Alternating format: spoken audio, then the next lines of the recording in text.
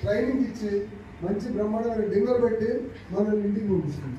అంటే మన కంపెనీకి మనం ఎంతవరకు థ్యాంక్ఫుల్గా ఉండాలి. మనం అందరం కూడా కరెక్ట్ ఇన్ఫర్మేషన్తో కనుక మనం కనుక వెళ్ళగలిగితే కనుక కస్టమర్ ఒక్కసారి ఒక ప్లాట్ కొన్నాడంటే అదే కస్టమర్ మనకి 4 కస్టమర్లు తీస్తారు.